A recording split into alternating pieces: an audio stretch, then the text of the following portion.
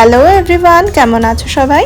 TV giant ফ্যামিলির আরও একটা ব্লগে তোমাদের সবাইকে জানাই ওয়েলকাম।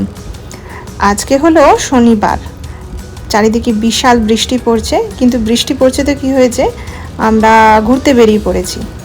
কোথায় ঘুরতে বেরিয়েছি, কোথায় যাচ্ছি সবই জানতে পারবে। তার আগে বলি, অনেক দিন হলো আমি ব্লগ করি না, অনেকটা দিন কেটে গেল। তো আজকে ভাবলাম না, অনেক দিন হয়ে গেল যখন, আজকে একটু শুরুই করি। মাঝখানে বেশ যে খানিক জায়গায় ঘুরতেও গেছিলাম, সেগুলোও বাদ পড়ে গেছে ব্লগ করা, সেগুলোও করে ওঠা হয়নি। তো আজকের দিনটা আর মিস করতে চাইছিলাম না। তো হ্যাঁ, যেটা বলছিলাম, আজকে আমরা যাচ্ছি, মানে আমরা যেখানে থাকি পেনসিলভেনিয়া, তারই কাছাকাছি একটি জায়গা স্ক্র্যান্টন। তো ওখানে আমাদের মাঝে মাঝেই যাওয়া হয়, ইন্ডিয়া বাজারটা যেহেতু ওইদিকে আছে। ওখানেই একটি কোল মাইন আছে, মানে ওটা এখানকার বিখ্যাত জায়গা বলতে পারেন। তো সবার মুখে শুনেছিলাম যে জায়গাটা যেও ভালো জায়গা, তো যেয়ে ওঠা হয়নি। এই সামারটা পুরো চলে গেল, তাও যাওয়া হয়নি। তো আজকে ভাবলাম না, আজকে যাই। আবার সবাই বলছিল যে উইন্টারে আবার এটা নাকি বন্ধ হয়ে যায়, তাই আর এটা মিস করতে চাইছিলাম না। তো আজকে বেরিয়েই পড়েছি, কিন্তু চারিদিকে যা বৃষ্টি হচ্ছে, জানি না এটা খোলা থাকবে কি না। তো যাই হোক, বেরিয়ে তো পড়েছি, এখন দেখা যাক। আমরা এসে তো পড়েছি, কিন্তু বাইরে এত বৃষ্টির প্রকোপ, মানে এত ঝমঝমিয়ে বৃষ্টি পড়ছে, গাড়ি থেকে বেরোনো আর সম্ভব হচ্ছে না। প্রায় আধ ঘন্টা হয়ে গেল আমরা গাড়ির ভেতরেই বসে আছি। এদিকে বাড়ি থেকে একটা ছাতাও নিয়ে আসিনি যে সামনেটা অবধি যাব। একবার বেরিয়ে চেষ্টাও করেছিলাম, দেখি যেতে পারি কিনা, কিন্তু এতটাই বৃষ্টি পড়ছে, তো ভিজে যাব, পুরোটা বেরোলেই ভিজে যাব। তাই আমরা এখন গাড়িতেই ওয়েট করছি।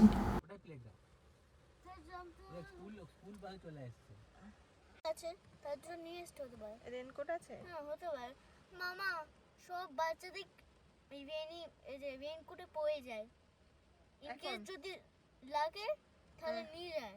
ইনকেস যদি লাগে, কিন্তু এতদিন তো প্রয়োজন হয়নি।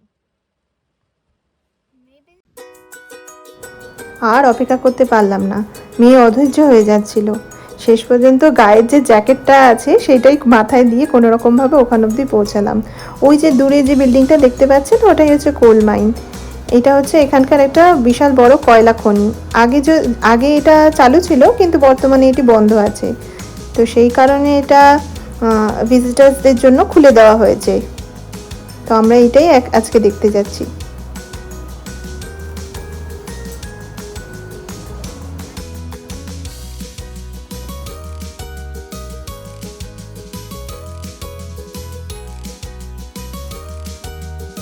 বাইরে থেকে দেখে মনে হচ্ছিল আজকে হয়তো এটা বন্ধ, মানে কোনো লোকজনই দেখতে পাচ্ছিলাম না আশেপাশে।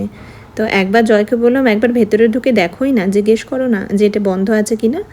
তো আমরা ফিরেই যাচ্ছিলাম, ভাগ্যিস বললাম জয়কে জিজ্ঞেস করার জন্য। তো ও ভেতরে ঢুকে বললো হ্যাঁ, এটা এখনও খোলা আছে, 1টা থেকে নেক্সট শোটা আছে। তো আমি ভাবলাম যাক, তাহলে এত কষ্ট করে আসাটা তাহলে সার্থক হলো। এই বৃষ্টি মাথায় দিয়ে মেয়েকে নিয়ে এত দূর এলাম, শুধু শুধু বাড়ি ফিরে যাব। তো দেখলাম না, এটা খোলা আছে যখন দেখেই যেতে পারবো। তো পার হেড বাচ্চাদের জন্য $7 করে, আর বড়দের জন্য $10 করে। তো টিকিট কাটা হয়ে গেছে, কিন্তু নেক্সট শোটা যেহেতু 1টা থেকে, তাই আমরা এখানে একটা ছোট্ট থিয়েটার রুম আছে, মানে কয়লা খনিতে আগে কিভাবে কাজ করা হতো সেই শোটা চলছিল, তো সেটাই আমরা বসে দেখছিলাম। যাক বাবা, এতক্ষণে অপেক্ষার অবসান হলো। এবার আমরা হেলমেট মাথায় দিয়ে চললাম কয়লা খনিতে। মাম্মা এখন ভীষণ খুশি, এক্সাইটেড যাওয়ার জন্য। তো আমরা এখন যাচ্ছি কোল মাইনের দিকে। এখন একটু ওয়েটিং এরিয়াতে ওয়েট করতে হবে, মানে যতজন আছে ভিজিটার্স তারা পৌঁছালে তবে ট্রিপটা শুরু হবে। তো এখানে একজন ইনস্ট্রাক্টর আমাদের সাথে থাকবেন, যিনি আমাদের সমস্তটা ঘুরিয়ে ঘুরিয়ে দেখাবেন। তিনি এখানে এখন আমাদের ইনস্ট্রাকশন দিচ্ছে কিভাবে কি করতে হবে, কোন লাইন ক্রস করা যাবে না, কিভাবে যেতে হবে। তো সেসব প্রিকশনগুলো এখন বুঝিয়ে দিচ্ছে। তো আমরা এখন দাঁড়িয়ে দাঁড়িয়ে সেগুলো শুনছি। Most of them are above, okay? So if you are taller than me, there are a couple of spots. এই কয়লা খনির ভেতরে যাওয়ার জন্য এই হলুদ রঙের ছোট্ট কার্ট বা ট্রেন বলতে পারেন, এটি ব্যবহার করা হয়। এতে হার্ডলি একসঙ্গে 10 থেকে 12 জন লোক ভেতরে যেতে পারে। তো আমরা এর ভেতরে বসে পড়েছি ভেতরে যাওয়ার জন্য। যতই ভেতরে যাচ্ছি অন্ধকার যেন ততই বেড়ে আসছে, চারিদিকটা ঘুটঘুট করছে, একটু ভয় লাগার মতনই। তবে আলো আছে, তবে তা খুবই কম। এই কয়লা খনিতে আগে যখন কর্মচারীরা কাজের জন্য ভেতরে যেত, তারা ঠিক এই পথেই ভেতরে যেত।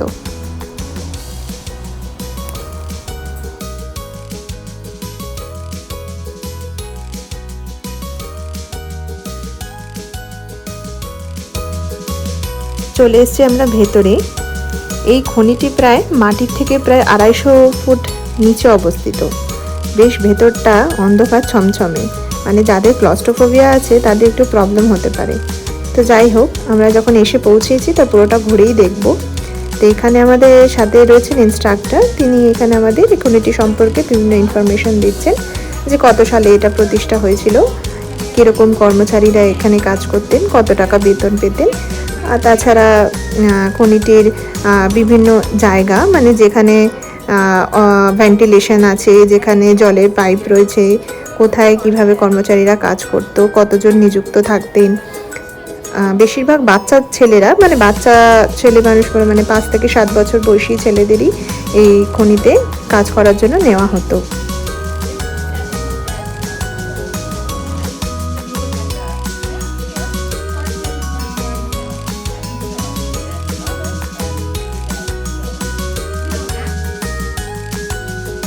শ্রমিকেরা কীভাবে এই কয়লা খনিতে কাজ করতো, মানে কয়লা দিয়ে নেওয়া আসা করতো, সেই সমস্ত দেখানোর জন্য এখানে বিভিন্ন মডেলগুলো রাখা হয়েছে, যার মাধ্যমে সাধারণ মানুষদের বুঝতে সুবিধা হবে। তো সেই সবগুলি এখানে জানানো হচ্ছে। মূলত 5 থেকে 7 বছর বয়সী ছেলেদের এই সমস্ত কাজে লাগানো হতো, খুবই স্বল্প পয়সার বিনিময়ে। এই ধরনের কাজ করতে গিয়ে তাদের নানা বিপদেরও সম্মুখীন হতে হয়েছে, কিন্তু আর্থিক সংকটের কারণে তাদেরকে এই সমস্ত কাজগুলি করতে হতো। তবে মহিলারা এই সমস্ত কাজে নিযুক্ত হতে পারতেন না। এখানকার একটি ভুল ধারণা ছিল যে মহিলারা এই সমস্ত কাজের জন্য বা কয়লা খনির জন্য উপযুক্ত নয়।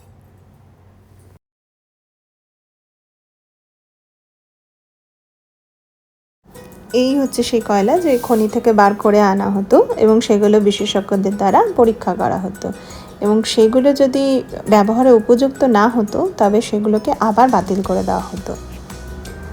অন্ধকারের মধ্যে ন্যূনতম লাইটের মাধ্যমে এরা এই খনি থেকে কয়লাগুলি বার করে আনতো। কতটা অন্ধকার তা হতো সেগুলো দেখানোর জন্য আমাদের যে ইনস্ট্রাক্টর তিনি বলছেন যে 2 মিনিটের জন্য আমি এখানকার লাইটটা বন্ধ করে দিচ্ছি, তাহলে আপনারা অনুভব করতে পারবেন কতটা অন্ধকারে এখানকার শ্রমিকেরা কাজ করত। তা তিনি এখানে আমাদের সামনে 2 মিনিটের জন্য লাইটটা অফ করে দিলেন। 1, 2, 3, dark. And here's my light. Now remember, this is much brighter than what the men had. Also, we said the mine closed in 1965, so this whole... ভেতরটা এতটাই ঠান্ডা ছিল যে বেশিক্ষণ থাকা যাচ্ছিল না। তো যাই হোক, আমাদের এখন এই ট্রিপ প্রায় শেষের পথে। তবে ওয়ান টাইম এক্সপিরিয়েন্সের জন্য জায়গাটি খুবই ভালো। বাড়ির এত কাছে এসে থেকে যদি এখানে না আসতাম তাহলে সত্যি হয়তো আফসোস থেকে যেত, আরও 1 বছরের অপেক্ষা করতে হতো, কারণ নেক্সট সপ্তাহ থেকে এটি বন্ধ হয়ে যাচ্ছে। তো আমাদের ঘোরাটা আজকে সার্থক হলো।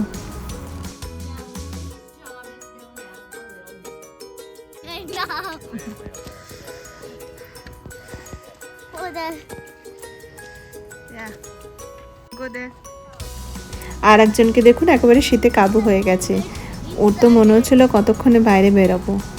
তো যাই হোক, আজকের মতন আমার এই ব্লগটা তাহলে আমি এখানেই শেষ করলাম। সবাই ভালো থাকবেন, সুস্থ থাকবেন। Good night, tata.